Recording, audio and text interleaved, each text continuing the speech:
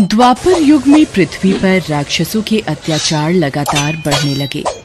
पृथ्वी गाय का रूप धर भगवान ब्रह्मा और विष्णु के पास गई। हे भगवान, धरती पर राक्षसों के अत्याचार बढ़ते ही जा रहे हैं, कुछ कीजिए प्रभु।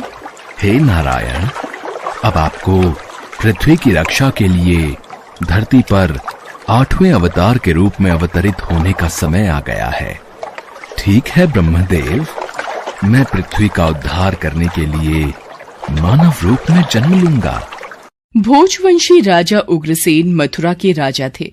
उनका पुत्र कंस बहुत ही अत्याचारी स्वभाव का था। कंस ने उग्रसेन को राजगद्दी से उतारकर कारागार में डाल दिया। सैनिकों, पिताजी महाराज को काल कोठरी में डाल दो। आज से मथुरा नगरी में कंस का राज चलेगा। आज से महाराज उग्रसेन यहां बंदी बनकर रहेंगे और मथुरा नगरी पर मैं राज्य करूंगा। आशीर्वाद दीजिए पिताजी महाराज।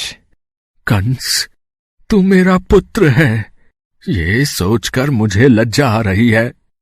देखना, एक दिन तेरे पाप का घड़ा अवश्य भरेगा। कंस की छोटी बहन देवकी के विवाह की तैयारियां चल रही थीं। देवकी मथुरा के राजा उग्रसेन के छोटे भाई देवक की पुत्री थी। ये कंस की चचेरी बहन थी। अरे भैया कंस, आप आइए।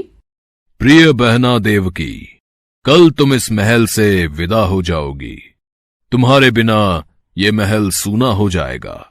भैया कंस, आप मुझे बहुत याद आओगे। अगले दिन देवकी का विवाह वसुदेव नामक यदुवंशी सरदार से संपन्न हुआ। महाराज वसुदेव, मैं अपनी बहन देवकी से बहुत स्नेह करता हूं, इसलिए देवकी बहन को मैं स्वयं अपने रथ पर ससुराल विदा करके आऊंगा। ये तो हमारे लिए बहुत ही सौभाग्य की बात है महाराज कंस। कंस देवकी और वसुदेव को छोड़ने चल पड़ता है। देवकी के पिता देवक उसे बहुत सारा धन धान्य संपत्ति आदि देकर विदा करते हैं। कंस देवकी और वसुदेव के साथ वार्तालाप करते हुए अभी आधे रास्ते ही पहुंचा था कि रास्ते में एक आकाशवाणी होने लगी। हे कंस, जिस देवकी को तू बड़े प्रेम से ले जा रहा है, उसी में तेरा काल बसता है। इसी के गर्भ से उत्पन्न 8वां पुत्र तेरा वध करेगा, तेरा वध करेगा। ये आकाशवाणी कैसी? नहीं, ये झूठ है। देवकी की कोख से जन्मा 8वां बालक मेरा वध करेगा? नहीं, ऐसा नहीं हो सकता। यदि ऐसा है तो मैं वसुदेव का ही वध कर देता हूं। हां, यही ठीक रहेगा। फिर मुझे कोई डर नहीं। नहीं भैया, इनका वध मत करो। मैं आपके आगे हाथ जोड़ती हूँ, मेरा सुहाग मत उजाड़ो भैया कंस। मैं आपसे वादा करती हूँ, मेरे गर्भ से जो भी संतान पैदा होगी उसे मैं तुम्हें सौंप दूंगी, पर इन्हें मत मारो भैया। ठीक है, मैं वसुदेव का वध नहीं करूंगा, पर तुम दोनों अब मथुरा के महल की काल कोठरी में बंदी बनकर रहोगे। कंस, देवकी तुम्हारी प्रिय बहन है, मुझे काल कोठरी में बंद कर दो, पर देवकी को छोड़ दो। कंस ने वसुदेव और देवकी की एक बात न सुनी और वसुदेव और देवकी को कारागृह में डाल दिया। देवकी वसुदेव दोनों बहुत ही दुखी और हताश हो रहे थे। स्वामी, मेरी वजह से आज आपको कारागृह में रहना पड़ रहा है। मैं ही आपके लिए दुख और विपदा का कारण बनी हूँ। नहीं देवकी, नहीं, ऐसा मत कहो। मैं तुम्हें पत्नी रूप में पाकर बहुत प्रसन्न हूं। हमें एक दिन कंस के पापों से मुक्ति जरूर मिलेगी। पर स्वामी, भैया कंस मेरी कोख से जन्मे सभी बच्चों को मार देंगे। हम क्या करें? देवकी वसुदेव कारागृह में दुख भोग रहे थे। कंस देवकी और वसुदेव को धमकाता रहता था। वसुदेव देवकी के बच्चा पैदा होता और कंस कारागृह में आकर देवकी के हाथ से बच्चे को छीन लेता। ला, ये पुत्र मुझे दे बहना। भैया, मेरे पुत्र को मत मारो भैया। नहीं स्वामी, हमारा पुत्र मैं अपने सामने ही अपने सभी पुत्रों का वध होते कैसे देख पाऊंगी। देवकी बेहोश हो जाती है। हे ईश्वर, कोई रास्ता दिखाओ। कंस के अत्याचारों से हमें कब मुक्ति मिलेगी प्रभु। देवकी, आंखें खोलो। कंस बहुत ही क्रूर और अत्याचारी राजा था, जिससे प्रजा बहुत डरती थी। दुराचारी कंस ने वसुदेव देवकी के 7 बच्चों को जन्म लेते ही मार डाला। अब 8वां बच्चा होने वाला था। देवकी के 8वें पुत्र के जन्म का समय निकट आ रहा है, इसलिए पहरा और भी बढ़ा दिया जाए। जो आज्ञा महाराज कंस। देवकी वसुदेव के कारागृह में बंदी रहने की बात नंद गांव में वसुदेव के मित्र नंद के कानों तक भी पहुंची। दुराचारी महाराज कंस ने वसुदेव और देवकी को कारागृह में बंदी बना रखा है। देवकी के 8वें पुत्र के जन्म का समय निकट आ रहा है और इधर यशोदा को भी बच्चा होने वाला है। मुझे उनकी सहायता करनी होगी। 8वें बच्चे की रक्षा का उपाय सोचना होगा। जिस समय वसुदेव देवकी को पुत्र पैदा हुआ, उसी समय संयोग से यशोदा के गर्भ से एक कन्या का जन्म हुआ, जो और कुछ नहीं सिर्फ माया थी। भाद्रपद के कृष्ण पक्ष की अष्टमी को रोहिणी नक्षत्र में श्री कृष्ण का जन्म हुआ।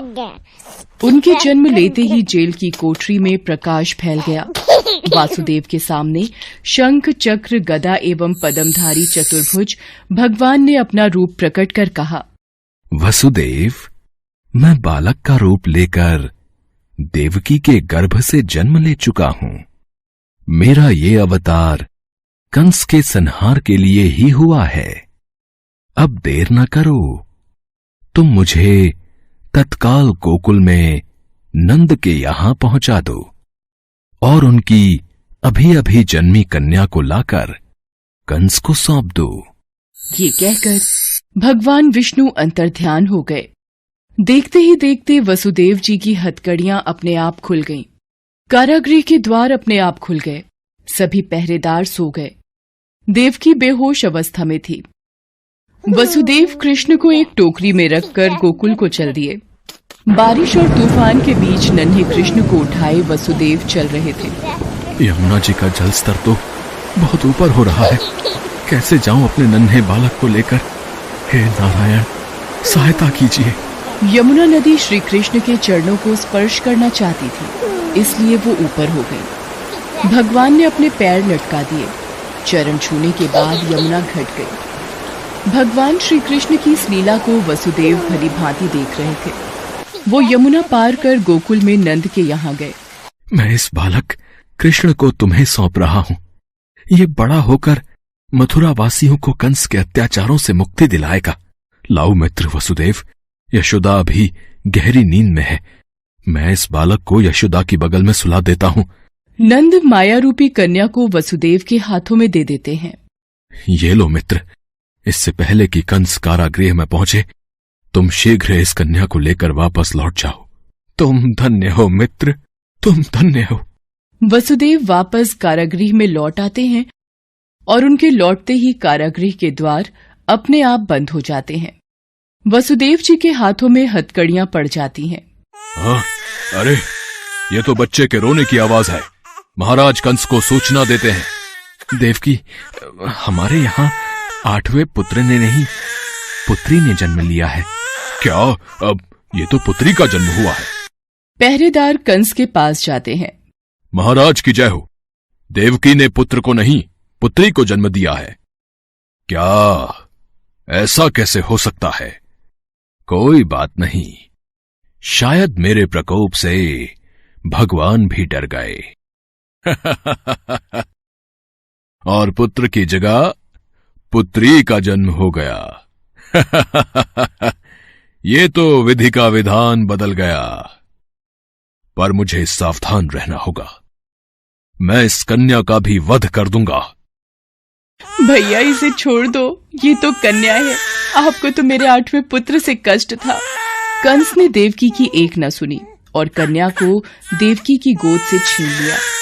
कंस ने जैसे ही कन्या को पत्थर पर पटक कर मारना चाहा, वैसे ही कन्या कंस के हाथों से छूटकर आकाश में उड़ गई और कन्या ने देवी का रूप धारण कर लिया।